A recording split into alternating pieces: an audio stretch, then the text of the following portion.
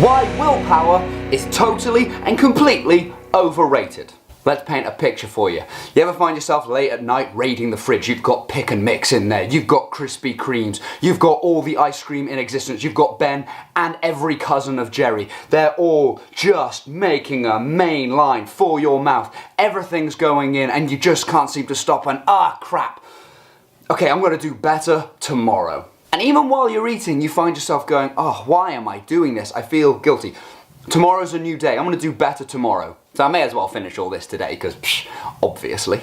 And so you tell yourself that you're just going to do better. You're going to try harder. Tomorrow's a new day after all. And then what happens? But this argument is built upon the idea that willpower itself is always going to be capable of overcoming the problem that you're having, or that it's the weak link that is stopping you from achieving things. What if it isn't? What if, given the right circumstances, everybody caves? I, for example, have the willpower to do this.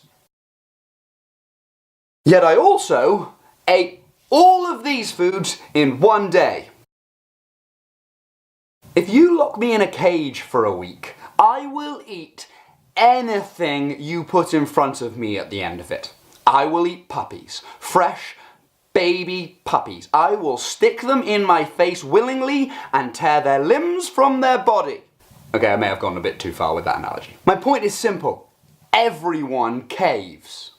So willpower isn't infinite. So maybe the question should be, how much willpower do you need to rely on, and how can we make it as easy as possible for you to succeed, not just white-knuckling it through? I'm gonna make an assumption that you cave in the evenings, that you raid the fridge at 7:30, 8 p.m. after a long, stressful day. There aren't many people who start smashing the fridge at 7 a.m, and if they do, they're a psychopath and we shouldn't trust them. No, you cave in the evenings. After a long day at work, when you're stressed, you cave when you're hungover. You cave when things are on top of you, right? And who can really blame you for that? After all, if you're having a really hard time, food is pleasurable. And if your day feels like shit, why wouldn't you want something that makes you feel good in it? Food, sex, drugs, and rock and roll are all immediate, pleasurable experiences. And that's why we use them to escape feelings when we're struggling internally. That doesn't make you a bad person. It's actually a really understandable thing to do. But, and you know this, the problem is the thing that you reach for to help escape the negative feelings you're experiencing actually lead to their own issues. And those issues can compound the negative self-image you had to begin with. So if you've been using food as an escape, as something that makes you feel better, ironically it ends up making you feel worse because you get bigger, you dislike what you see in the mirror more, and life becomes more and more unhappy. Which means escaping this is really difficult, because not only do you then have to change what you're eating, which is difficult enough, you then sometimes have to experience the negative feelings that you were using food to escape from in the first place without reaching for the food that helped you escape it. And that's really hard to do. But if you don't, this vicious cycle will keep continuing. So the onus is on you to change that. We also have a concept we call ego depletion, which was first come up with by a guy called Roy Baumeister back in the 50s. And it's a concept that helps to explain why we smash the fridge at 7:30 in the evening, not 7:30 in the morning. So he took two groups of people. One group came in and had the following spiel roughly given to them. You are going to be administered a test with a bunch of science questions, math questions, English questions, and a variety of stuff. And we're trying to normalize how hard we think this test is. We're going to give it to a load of different people, and we can say that it's roughly this hard, or this hard, or this hard, okay? That's not actually what they were measuring.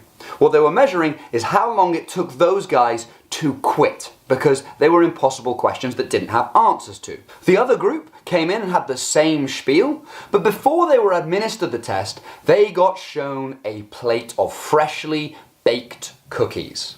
Now, they weren't allowed to eat them.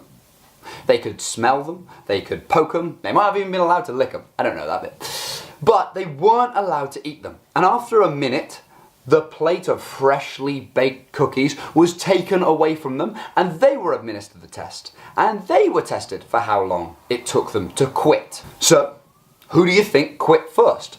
Cookie group or non-cookie group? On average, the group who were shown the cookies quit twice as fast as the group who weren't shown the cookies. And the concept goes that the act of resisting temptation depletes the amount of willpower you have available for tasks after that point. So, if you have been resisting temptation across the day, dealing with stressful things like kids or work, you get to the end of the day and you've run out of willpower. And that is why you find yourself in the evening just guzzling food like a cookie monster on crack. So if we know now that willpower is finite, the question isn't, how do I get more willpower? It's actually, how do I rely on the least amount of willpower I possibly can? How do we start to engineer your environment so that we have less temptation, not more? We think of the kitchen, we think of the car, we think of your home in general, we think of the workplace. You need to start questioning where you come into conflict with temptation and what you're trying to do right now. And then we come up with strategies for how to reduce temptation from those environments. How do we manipulate your kitchen or your workplace or your handbag or your car so that it's easier for you and you need less willpower? I have a free downloadable checklist that you can get down there that will take you through everything that you're going to need to think about to try and set yourself up so that you need the least amount of willpower possible. Otherwise, don't be surprised when you find yourself just another few days later, balls deep in food again, going, I've just got to do better next time.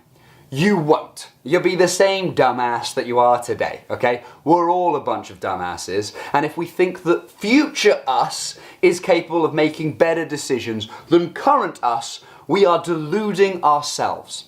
How do I know that? Look at your past behavior. Is it that different to your current behavior?